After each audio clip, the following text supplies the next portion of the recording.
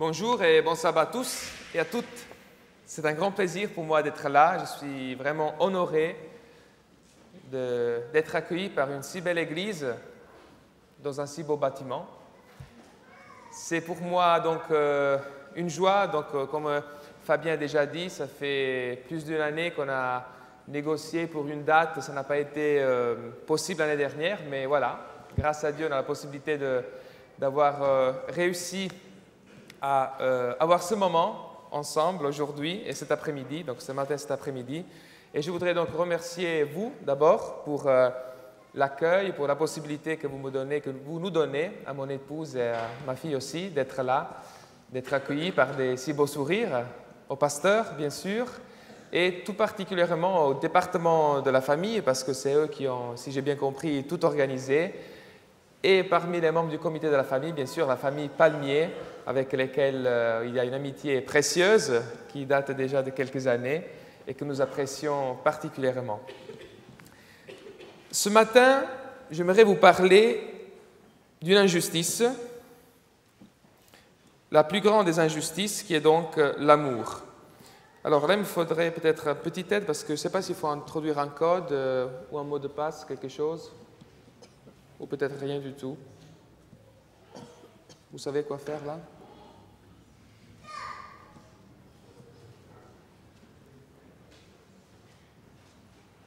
Alors j'ai préparé un petit PowerPoint tout simple qui n'a aucune prétention, mais qui pourra nous aider à suivre un peu ce que j'aimerais vous partager avec vous ce matin. Merci beaucoup.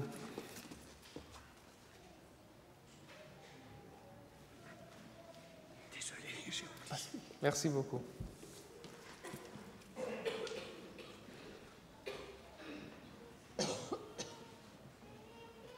Voilà. L'amour, une merveilleuse injustice. La parole de Dieu, j'en suis convaincu, est un cadeau merveilleux. Mais pour en apprécier la portée, pour apprécier la portée de tout cadeau, il faut le comprendre avec lucidité, avec humilité, avec de la curiosité et bien sûr, dans le cas de la parole, avec l'esprit du disciple. Alors pour vous faire comprendre que parfois on peut se méprendre sur les choses, sur les termes, sur Dieu lui-même, je vais vous raconter l'histoire de Ginette. Ginette est une mamie attachante, française, de 80 ans. Et après avoir vécu une vie joyeuse, caractérisée par la générosité, par la foi, par la tendresse, elle se retrouve désormais aveugle et incapable de lire sa Bible. Or, Ginette a de la chance parce qu'elle a un petit-fils qui s'appelle Nicolas et qui vit dans les Pays-Bas. Ce jeune homme est aussi attachant qu'original. Et alors, il décide de faire un petit cadeau à sa grand-mère. Un perroquet qui a mémorisé 150 versets bibliques. Il ne dit rien, il veut faire une grosse surprise à sa grand-mère aveugle, et donc il commande le perroquet qui est livré vendredi. Samedi soir, Nicolas reçoit un coup de fil de sa Ginette qui dit « Mon garçon, merci beaucoup, le poulet était délicieux. »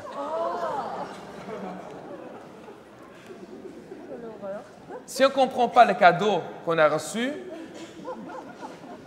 on risque d'en faire un usage qui n'est pas propre. Et l'homme continue de se méprendre sur Dieu, d'avoir des difficultés à comprendre Dieu, je dirais, depuis le jardin de l'Éden.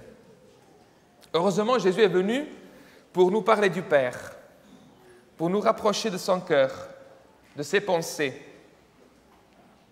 Mais il faut reconnaître que ce que Jésus disait était tellement insupportable à nos oreilles, à nos esprits, qu'on a dû le clouer à une croix pour le faire taire, pour lui montrer qu'il avait tort. Mais au final, c'était nous qui avions tort. Je suis convaincu que Jésus est mort et ressuscité, entre autres, pour nous convaincre de la merveilleuse injustice de l'amour de Dieu. Il y a un homme qui s'appelle Omran Michael, qui a écrit une chose très très belle que je vais partager avec vous.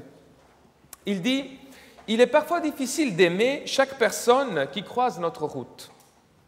Beaucoup pensent que telle ou telle personne ne mérite pas cet amour. Ce qu'elle a fait ou dit à un moment donné de sa vie a été injuste et que de ce fait, elle ne mérite pas notre amour. Sommes-nous plus justes que ces personnes en choisissant à qui nous donnons notre amour? » Et alors, pour mieux faire passer le message, il dit « Il y a une sorte de justice et deux sortes d'injustice. » Eh bien voilà, vous allez chez l'épicier acheter 1 kilo de cerises. Il peut vous donner exactement 1 kilo. Ça, c'est la justice. Mais après, il y a deux sortes d'injustice. Il pourrait vous donner un tout petit peu moins ou un peu plus. Dans le premier cas, quand il vous donne 1 kilo exactement, il est juste. Dans les deux autres cas, il est injuste. Mais bien sûr, la deuxième injustice, c'est-à-dire que vous recevez un peu plus d'1 kilo, est très bien accueillie par le client. Il aimerait beaucoup que tout le monde soit aussi injuste que ce bonhomme-là. Alors que la première injustice, d'avoir un peu moins, ne nous plaît pas du tout. Alors il continue en disant, vous voyez, il existe donc une injustice et deux injustices. On conseille toujours aux gens d'être justes. Eh bien, moi, je vous conseillerais, au contraire, d'être injuste. C'est-à-dire d'apprendre à travailler avec l'amour. Oui, l'amour est la plus grande injustice qui existe. Que la personne le mérite ou ne le mérite pas, vous lui donnez quelque chose. Personne, peut-être, n'a jamais placé l'amour parmi les injustices. Je vous le répète, l'amour est une injustice magnifique et je vous conseille à tous d'être injustes de cette façon. Il me semble que ce message-là est un message qu'on retrouve dans la Bible. En fait, il a été inspiré par la Bible, par la tradition chrétienne. L'apôtre Paul le dit à sa manière. Je vous prie de suivre la lecture de l'Épître aux Romains au chapitre 2. Cette épître qui est écrite à des églises qui se trouvent à Rome, donc en Italie, je souligne. Et Paul dit quelque chose qui est merveilleux. Chapitre 2, verset 4 de l'Épître aux Romains.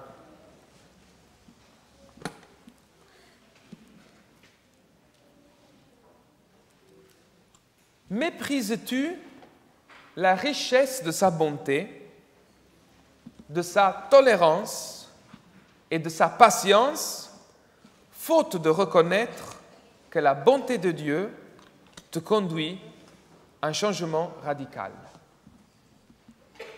Ce que Paul dit ici, c'est que contrairement à ce que l'on pourrait croire, ce n'est pas la violence, ce n'est pas la pression, ce n'est pas un chantage que Dieu utilise pour nous convaincre du changement radical, de la nécessité de ce changement radical, mais c'est la patience, la tolérance, la bonté.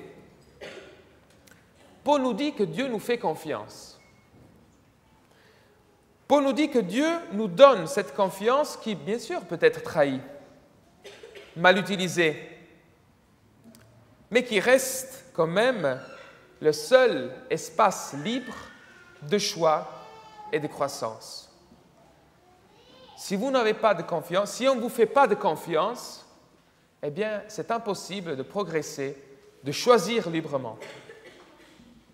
Or, l'apôtre Paul, il dit cela parce qu'il était convaincu de ceci par le Christ lui-même. Dans l'évangile de Matthieu, et c'est Jésus qui parle maintenant, on va à la source. Dans l'évangile de Matthieu, Jésus dit quelque chose de très étonnant. Donc on va reprendre le verset qui était lu tout à l'heure par notre frère, chapitre 5, verset 48. Et on va essayer de comprendre la portée et la signification de ce cadeau qui a été fait. Matthieu 5, verset 48. Jésus dit, « Vous serez donc parfaits comme votre Père céleste est parfait. » Moi, je n'ai pas envie de manger le perroquet.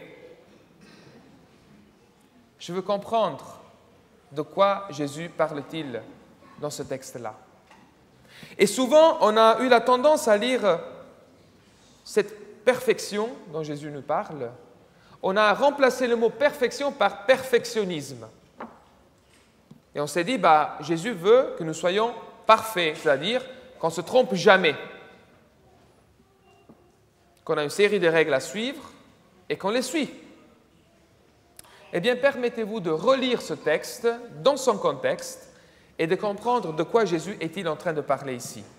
Est-ce que c'est du perfectionnisme qu'il parle ou c'est d'autre chose?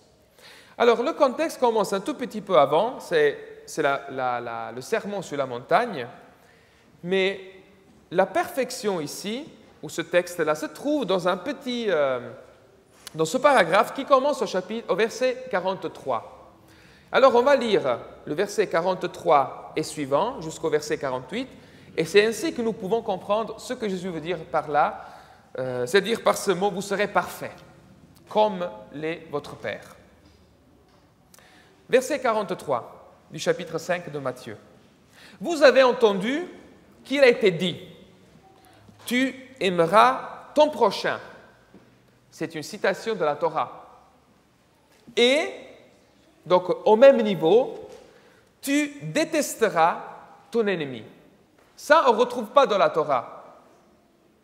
Mais on le retrouve dans la mentalité et dans la culture juive, mais aussi gréco-romaine de l'époque de Jésus.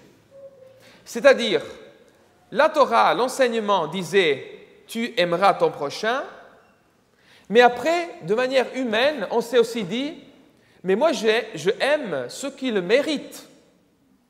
Vous savez, il y a Aristote, ce grand philosophe, qui avait dit « on éprouve de la compassion pour celui qui ne mérite pas sa peine ».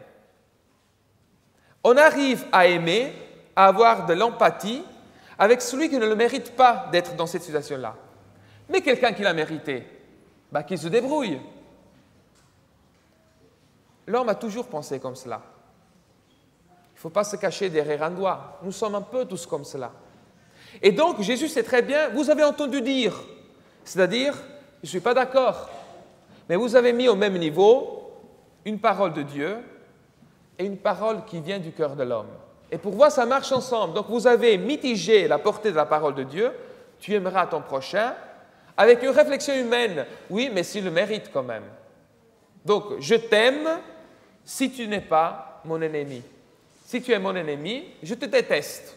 Et pour moi, ce n'est pas en contradiction avec donc l'idéal divin. Maintenant, Jésus propose sa propre interprétation. Et il dit, mais moi, je vous dis, aimez vos ennemis et priez pour ceux qui vous persécutent. Alors, oui, Jésus, c'est ta parole, c'est ton mot, mais quand on affirme quelque chose, il faut le justifier, il faut donner une base, il faut donner un exemple. Et Jésus va le faire. Pourquoi devrais-je être comme cela? Il dit, alors vous serez fils de votre Père qui est dans les cieux. Le raisonnement de Jésus est très simple, linéaire. Il dit, vous êtes des enfants de Dieu. Oui, mais alors vous n'avez affaire que comme votre Père. Tout enfant, il aspire à ressembler, au moins à un certain âge, à leurs parents. Leurs parents, quand les enfants sont petits, c'est leur Dieu finalement. C'est eux qui pourvoient à tout. Et Jésus dit, comme des enfants, vous avez un Père. S'il est vraiment votre Père, vous aspirez à être comme lui. C'est lui votre point de repère. Et qu'est-ce qu'il fait Dieu? Qu'est-ce qu'il devrait me pousser à penser que Dieu aime les ennemis? Alors, ça c'est la théologie. La théologie, c'est une parole sur Dieu. c'est comment on imagine Dieu. Et ça fait toute la différence. Si pour moi Dieu est un être juste, dans le sens qu'il bénit ceux qui font sa volonté et qu'il maudit et punit ceux qui ne le font pas, eh bien si c'est ça mon Père, je veux ressembler à mon Père. Donc, je bénis ceux qui sont bons d'après mes paramètres et je m'acharne ou je déprécie ou je suis tout à fait insensible aux autres parce que c'est Dieu qui le fait et donc moi je fais pareil. Ça, c'est une mauvaise théologie. Et Jésus le montre de manière très simple. Il dit, alors, qu'est-ce que Dieu fait? Car il fait lever son soleil sur les mauvais et sur les bons. Il fait pleuvoir sur les justes et sur les injustes. Alors, si Dieu fait lever son soleil sur tout le monde, et il fait tomber ses bénédictions sur tout le monde, si vous êtes ses enfants, vous êtes censés faire la même chose. Alors, lui, il a son soleil, mais vous aussi, vous avez un soleil. Quel est votre soleil? Quelle est votre pluie? Je pense que chacun sait de quoi il s'agit ici. Pas de discrimination dans faire lever ce soleil et faire tomber cette pluie. En effet, Jésus continue, si vous aimez ceux qui vous aiment, quelle récompense aurez-vous? Les collecteurs des taxes eux-mêmes n'en font-ils pas autant? Et si vous ne saluez que vos frères, que faites-vous d'extraordinaire? Les non-juifs eux-mêmes n'en font-ils pas autant? Et maintenant le verset, vous serez donc parfaits comme votre Père. Donc la perfection dont on parle ici, ce n'est pas la perfection au niveau des règles, c'est la perfection de l'amour. En fait, c'est l'injustice de l'amour. Vous serez parfaits comme Dieu, qui aime tous de la même manière. Vous serez parfaits quand vous aimerez tous de la même manière. Quand vous arriverez à faire lever votre soleil et faire tomber votre pluie sur les justes et sur les injustes, sur les bons comme les méchants. C'est ça la perfection dont on parle ici. Ce n'est pas une perfection de ne jamais se tromper. Il ne faut pas se faire des illusions. La perfection, ce n'est pas quelque chose qui nous appartient dans le sens de ne jamais se tromper. Mais la perfection de l'amour, ça, je pense, grâce à Dieu, est à notre portée.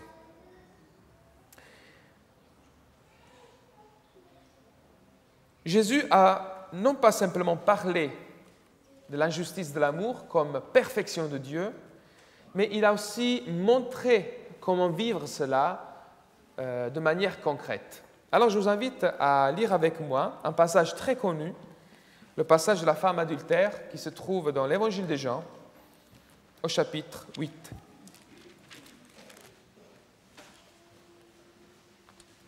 Jean, chapitre 8.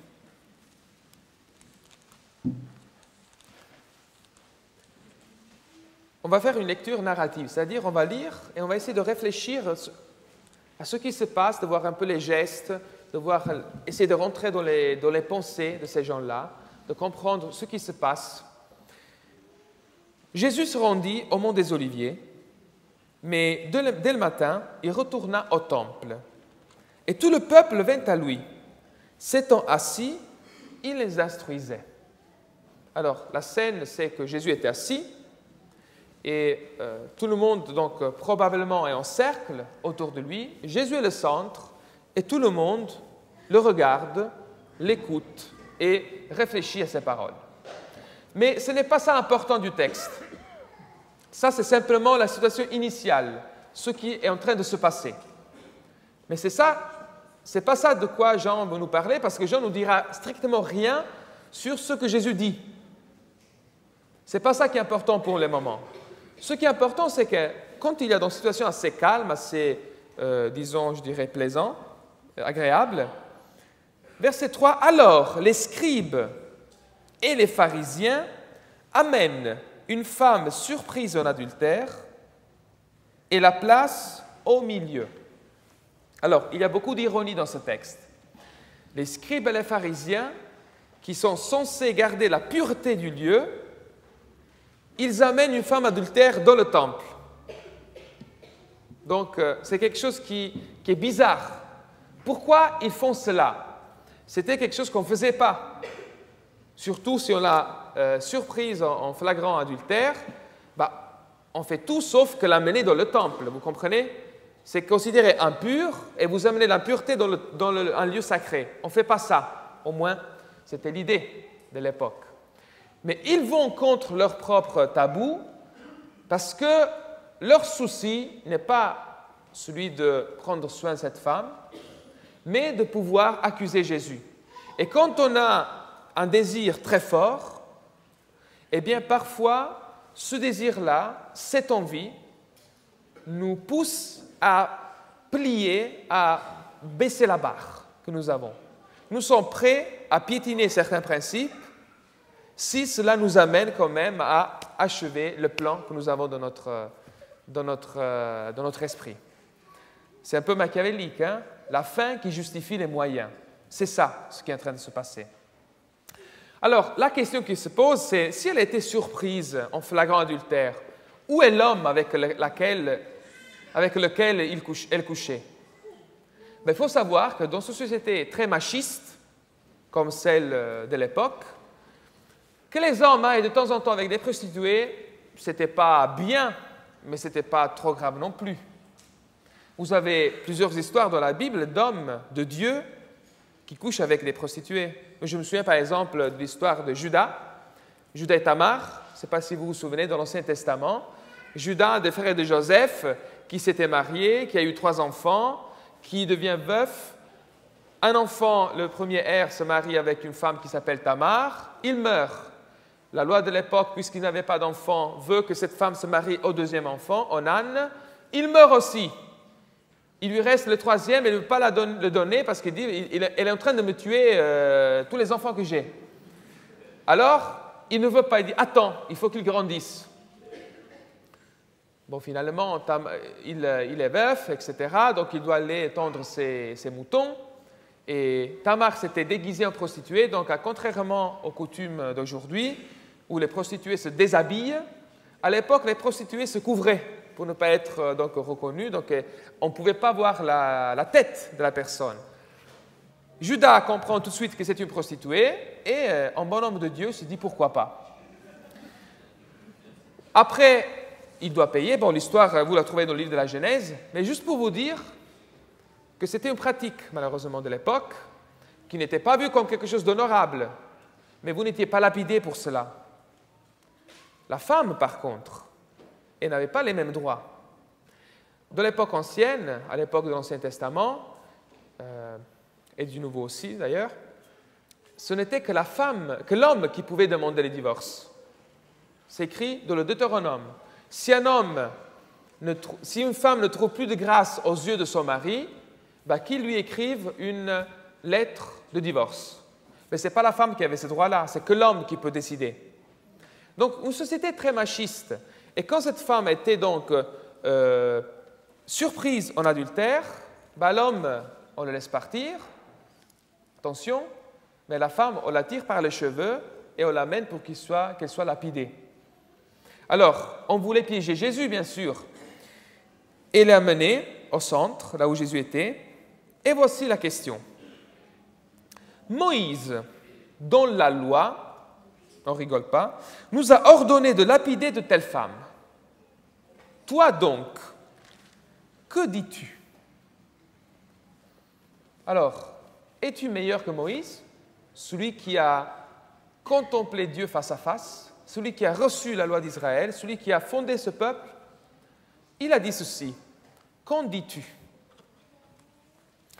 Alors Jésus a affaire ici avec ce qu'on appelle des légalistes ou des moralisateurs hypocrites. C'est-à-dire, c'est des gens qui connaissent toutes les lois, sauf celle de l'amour.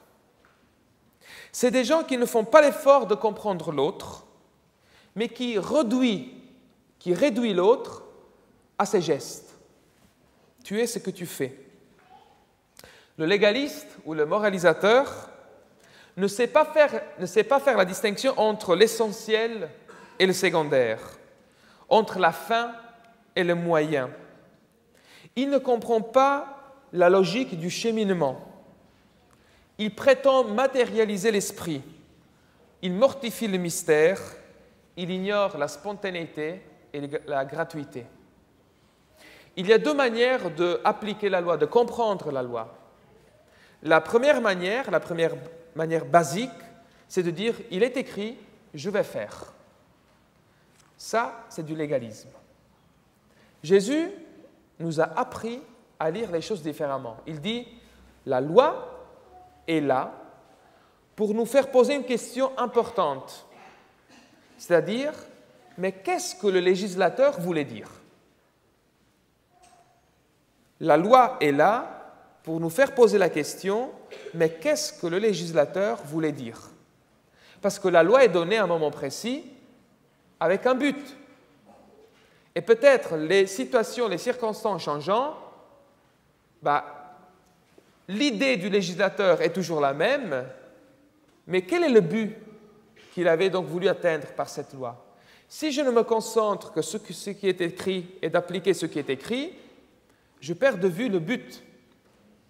Et alors, Jésus dit, mais ça c'est faux. Il n'argumente pas trop, il dit simplement ça c'est faux. Vous vous souvenez quand les gens critiquent Jésus et ses disciples parce qu'ils avaient mangé du blé pendant le sabbat? Jésus ne va pas faire une leçon de théologie. Il dit tout simplement, mais à quoi ça sert cette loi de respecter le sabbat? Le sabbat est une chose sacrée. Mais c'est une chose qui a été donnée pourquoi? C'est quoi la finalité? C'est pour vous. C'est que pour vous puissiez être épanouis dans votre relation avec vous-même, la famille, Dieu. C'est comme les pains sacrés. Pourquoi on met des pains sacrés dans le temple? C'est l'exemple que Jésus utilisera dans l'évangile de Marc. Les pains de consécration, les 12 pains qui sont dans le temple, c'est pour dire que Dieu est votre pain. On ne touche pas à ça, c'est sacré. Mais David, avec ses soldats, quand il avait faim, il avait le choix, soit je ne touche pas et je meurs, soit je mange et je vis. Alors la loi était claire, on ne touche pas à ça. Et pourtant, je pense que David avait compris l'intention du législateur. C'est-à-dire, moi je suis le pain de vie, je te donne la vie. Et si pour une fois tu dois toucher une chose sacrée pour avoir la vie, pourquoi pas? Si c'est la vie qui prime. Si c'est la vie qui est derrière cet ordre. Jésus nous apprend à lire la loi de cette manière-là. Le légaliste, par contre, il est exhibitionniste. Il est exhibitionniste parce qu'il se propose un modèle pour les autres. Le légaliste, il a besoin de plus en plus de règles, car il est fragile et se sent toujours menacé. Le légaliste se fait juge des autres, rend un culte au passé. Il idéalise le passé et il dénonce toute nouveauté, toute ouverture comme une sorte de corruption et un attentat à la tradition des pères et des pionniers. Le légaliste veut se convaincre de mériter l'amour et l'éternité, car il manque d'assurance, il a peur. Il préfère la fausse sécurité des règles à la confiance que Dieu lui donne, mais la confiance qu'il est appelé aussi à faire aux autres. Il préfère la belle chemise blanche, soi-disant, qui, hélas, est trop serrée et qui empêche de respirer. Eh bien, à cette attitude-là, Jésus répond avec une injustice. La loi dit, c'est vrai, mais je vous réponds avec l'intention du législateur, qui à vos yeux peut paraître très injuste. Et pourtant, il disait cela pour le mettre à l'épreuve, afin de pouvoir l'accuser. Mais Jésus se baissa et se mit à écrire avec le doigt sur terre. Or, ce qui est intéressant, là aussi, c'est que Jean, ou celui qui a composé cette péricope-là, n'est pas du tout intéressé à ce que Jésus écrit, mais simplement à la gestualité. Vous avez quelqu'un qui vous regarde dans les yeux, qui vous lance un défi, qui vous remet en question. Jésus aurait pu donner un coup de tête sur le nez de celui qui l'accusait. Mais non. Moi, j'ai eu la tentation parfois de le faire. Un beau coup de tête, hein? Zidane, vous connaissez ça, n'est-ce pas? Bon, je ferme la parenthèse. On a cette envie de devenir agressif. Jésus se baisse. Il ne regarde plus la personne dans les yeux, non pas parce qu'il veut interrompre la relation, mais parce qu'il veut faire baisser la tension. Il se met à écrire. Je ne sais pas ce qu'il écrit, on a beaucoup dit, on a beaucoup réfléchi. Je ne sais pas ce qu'il écrit. Le texte ne me le dit pas, je ne veux pas spéculer. Mais je sais que Jésus évite ici une confrontation directe, il évite que la tension monte. Mais ils ne sont pas satisfaits, ils veulent la confrontation. Comme il continuait à l'interroger, il se redressa et leur dit, alors il se relève maintenant, il adresse une parole, que celui de vous qui est sans péché lui jette le premier une pierre. Je ne sais pas si on se rend compte que Jésus ici a pris un risque énorme. Jésus a fait confiance à la conscience de ces gens-là qui voulaient lapider la femme, ou quand même qui étaient venus avec des sentiments négatifs. Il leur fait confiance. Alors maintenant, je vous demande à vous, faites un examen de conscience. Mais c'est incroyable. Faire confiance à celui qui est notre ennemi. Parce que s'il n'a pas cette confiance, il ne peut pas faire le cheminement. Ça ne se fait pas à coup de loi, à coup de règles, à coup de ça c'est vrai, ça c'est faux. Il faut que la personne en face de nous, ou que nous-mêmes, ayons cet espace de confiance pour que nous puissions avec notre tête, parce que nous sommes tous des personnes intelligentes. On ne peut pas insulter l'intelligence des autres en leur disant ce qu'il faut faire.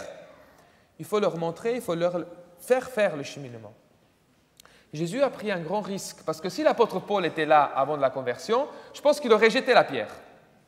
Vous savez, l'apôtre Paul dit, en parlant de soi-même et de son passé, il dit ça dans l'épître aux Philippiens, « J'étais, concernant la loi, irréprochable. » Irréprochable, c'était le sentiment qu'il avait de soi-même. L'apôtre Paul n'a pas accepté le Christ parce qu'il avait des crises de conscience. Il a accepté le Christ parce qu'il était vivant devant lui. Mais l'apôtre Paul n'avait pas de crise de conscience. Heureusement, il n'était pas là. Jésus leur fait confiance. Et après avoir donc donné cet espace de confiance, qu'est-ce qu'il fait? De nouveau, il se baissa et se mit à écrire sur terre. Je ne sais pas si vous avez déjà fait l'expérience de travailler avec quelqu'un qui vous regarde. Vous travaillez et quelqu'un vous regarde tout le temps. C'est ennuyant, n'est-ce pas? Eh bien, c'est la même chose. Il devait réfléchir. On ne peut pas réfléchir avec quelqu'un qui vous regarde des yeux, qui vous fixe des yeux. Jésus enlève son regard pour laisser à ces gens-là la liberté et la sérénité de réfléchir. Quand ils entendirent cela, ils se retirèrent un à un, à commencer par les plus âgés. Quand je gagne ma bataille, moi j'aime regarder celui qui a perdu partir. Ah, quelle satisfaction! Et il sait qu'en partant, il a mes yeux derrière son dos. Il sent son dos qui est percé par mon regard. Jésus ne fait pas ça. Il les laisse partir sans les regarder. Il est toujours en bas, en train d'écrire. Il leur laisse la possibilité de partir en gardant leur honneur, leur dignité. Et après, il reste seul avec cette femme. C'est à ce moment-là qu'il se redresse, après que tout le monde est parti. Il se redressa et lui dit, « Eh bien, femme, où sont-ils passés? Personne ne t'a condamné? Et pourtant la loi est claire. » Et répondit, « Personne. Personne, Seigneur. » Jésus répondit, « Moi non plus, je ne te condamne pas. Va et désormais ne pêche plus. » Il y a un groupe qui s'appelle les groupes Barna qui travaille beaucoup aux États-Unis et un groupe chrétien interconfessionnel qui fait beaucoup de travaux pour comprendre, entre autres, la manière dont le christianisme est vécu aujourd'hui. Et une des dernières recherches qui a été faite et publiée en avril 2013, donc toute récente, concerne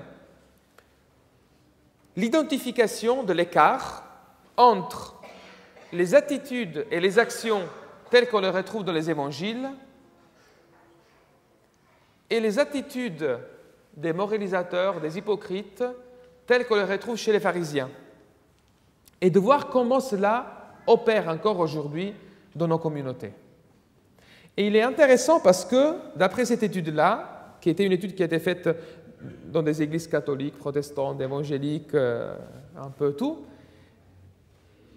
seulement auprès des chrétiens pratiquants, ceux qui se disent chrétiens et qui vont régulièrement à l'église, eh bien, il paraît que 50% de ces gens-là, de ces chrétiens, ils ont plutôt la tendance, nous avons la tendance, parce que peut-être je me mets là-dedans, à être plutôt moralisateurs que chrétiens.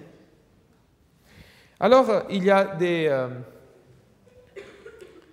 des affirmations qui sont faites et où il fallait donc cocher, sans savoir à quel groupe cela appartenait. Et au moins la moitié des chrétiens qui ont été interviewés se retrouvent dans donc, le côté des moralisateurs. Alors, on a partagé en deux parties l'étude. Il y a des actions qui sont faites et après, on essaie de comprendre pourquoi on fait ce qu'on fait. Donc, les pensées, l'attitude mentale qui génère finalement ces actions-là. Alors, il se peut qu'on se trouve tantôt du côté gauche, tantôt du côté droite. Je dirais que ce n'est pas grave. Ça veut seulement dire qu'on est disciple et qu'en tant que disciple de Jésus, peut-être il y a encore du cheminement à faire. Ce n'est pas une condamnation. C'est tout simplement de dire, voilà, en tant que disciple de Jésus, on est appelé à aller au-delà de certaines limites ou de certains schémas mentaux qui nous ont peut-être imposés par la culture, par la famille, par une manière d'être finalement.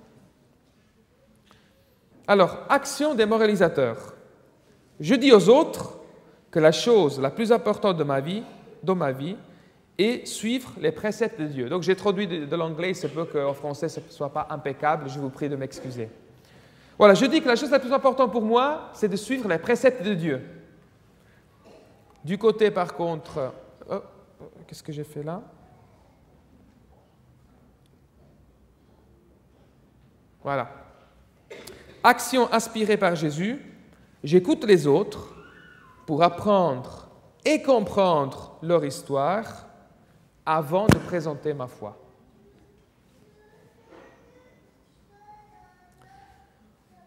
Action des moralisateurs.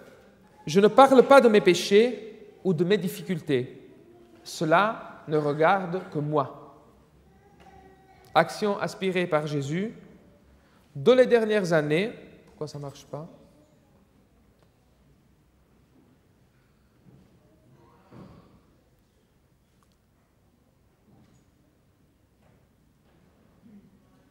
Ok, je pense que je vais y arriver. Ah voilà, c'est ça qu'il faut faire. Voilà. 2.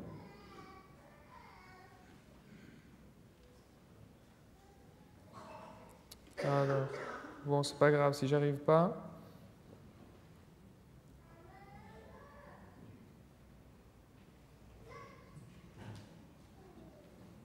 Ah voilà.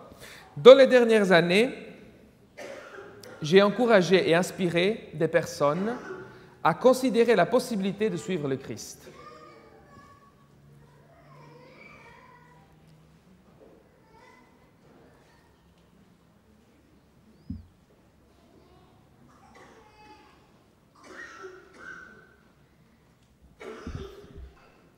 Action des hypocrites. J'évite de passer du temps avec des personnes que j'estime être perdues, comme par exemple, puisque ce sera le thème de cet après-midi, les homosexuels. Action de Jésus. J'ai choisi régulièrement de partager des repas avec des personnes qui ont une foi ou des mœurs très différents des miens.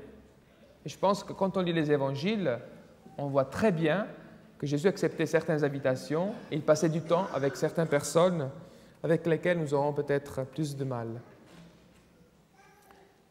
J'aime attirer l'attention sur celui qui n'a pas la bonne théologie ou doctrine.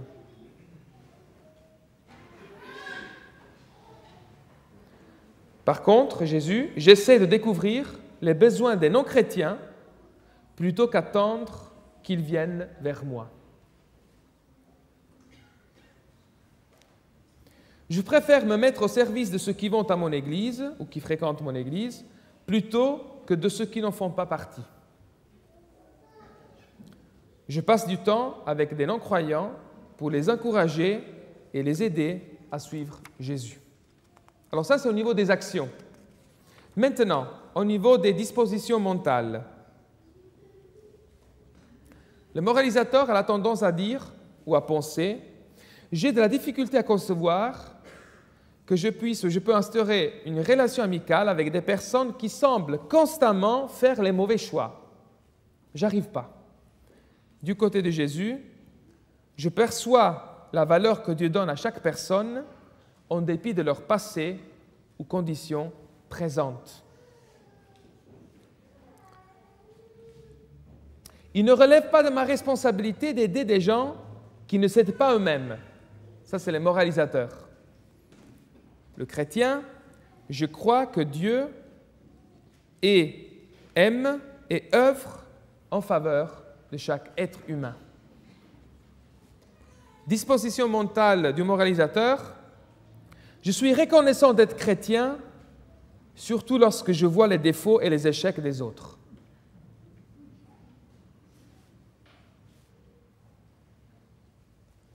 La pensée de Jésus, je vois que Dieu est en train de travailler dans la vie des gens, même quand ils ne sont pas en train de le suivre. Disposition mentale des moralisateurs. Je crois qu'il faut s'opposer, même avec la violence, si nécessaire, à ce qui s'oppose aux valeurs chrétiennes. La pensée de Jésus, plutôt, il est plus important d'aider les gens à comprendre que Dieu les aime, ou c'est le premier pas en tout cas, et qu'il est de leur côté, que de s'assurer qu'ils sachent qu'ils sont des pécheurs. Ce n'est pas une question de soi-soi, c'est une question de priorité. Moralisateur. Les personnes qui suivent les préceptes de Dieu sont meilleures de celles qui ne le suivent pas. La pensée du Christ. J'ai compassion des personnes qui ne suivent pas Dieu et font des choses immorales. J'ai compassion. Plutôt que de penser « je suis meilleur », je pense « j'ai compassion ». Alors, je vais terminer maintenant avec une citation d'Ellen White. Parce que c'est une femme qui a été, disons, fondamentale dans l'Église adventiste pour la fondation finalement de cette Église. Et je pense que ce qu'elle a dit n'a pas encore atteint, n'a pas encore fleuri comme cela mériterait, n'a pas encore été prise en compte de manière sérieuse, en dépit du fait qu'elle est morte depuis quelques temps déjà. Alors, voyons voir si j'arrive à trouver. Ah, peut-être je ne l'ai pas mis. Bon, c'est moi qui n'ai pas mis la citation sur le PowerPoint. Mais je vais la lire doucement, lentement, pour que l'on puisse comprendre ce qu'elle dit. C'est une citation qui est tirée du Ministère évangélique, qui est une compilation finalement de ses écrits. Et pour ceux qui ont ce livre-là, le Ministère évangélique, c'est aux pages 329-330. À quoi ça sert de dire cela? Pas grand-chose, mais moi je me méfie toujours de ceux qui disent « Ellen White a dit » et puis on ne sait pas où elle a dit. Donc il est bien de donner la page, donner la référence, comme ça on sait exactement où aller pour vérifier ce qui a été dit. Alors Ellen White dit « Ceux à qui Dieu a donné la proclamation de sa vérité, c'est-à-dire à vous, eh bien ceux-là doivent posséder le même esprit généreux dont le Christ a fait preuve, et adopter les mêmes larges plans d'action. Ne soyez pas exclusifs. Ne recherchez pas la compagnie de quelques personnes qui vous plaisent particulièrement. pour laisser les autres prendre soin d'elles-mêmes. Si vous voyez que celui-ci est faible et celui-là insensé, on n'est pas en train de relativiser ici. On n'est pas en train de dire « non, je ferme les yeux ».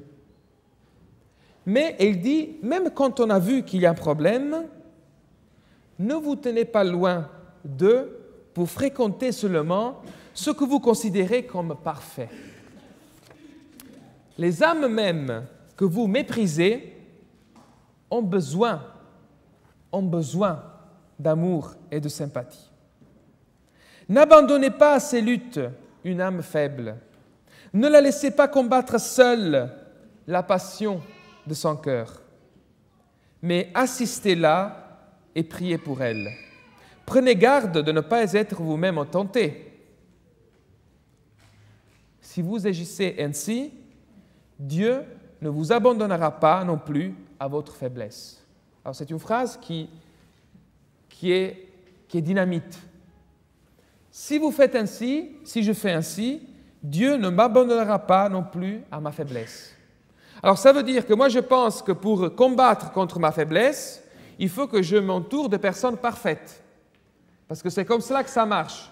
Mais elle dit non, c'est quand tu t'intéresses aux gens qui ont besoin et qui ne sont pas parfaits, c'est quand tu t'intéresses à eux que Dieu va t'aider avec tes propres faiblesses. Il se peut qu'à ses yeux de Dieu, vos péchés, mon péché, soient plus graves que les péchés de ceux que vous condamnez. Ne vous tenez pas à l'écart en disant « je suis plus saint que lui ». Car le Christ enveloppe tous les êtres humains de son amour. Il leur communique sa divine puissance afin que l'âme désespérée et attristée par ses péchés atteigne une vie plus haute. Et alors, en concluant ce message, mon souhait, c'est que la patience de Dieu, que la confiance que Jésus a en nous, eh bien que cela puisse nous amener à la ressemblance de celui qui veut et qui peut donner du repos et un nouvel élan à notre esprit. Être disciple de Jésus, pas moralisateur, mais disciple de Jésus, est la plus grande et satisfaisante aspiration qui soit. Ce n'est pas une sorte de catalepsie qui nous aliène de la réalité, ou de la curiosité, ou de la recherche. Ce n'est pas non plus une réponse toute faite et simpliste à nos questions profondes. On n'a pas la réponse à tout. Mais en Jésus, nous rencontrons ce Dieu qui est une proposition de sens, une indication rassurante, une présence réconfortante. Que le Seigneur donc nous donne la grâce d'être parfait comme notre Père l'est. Amen.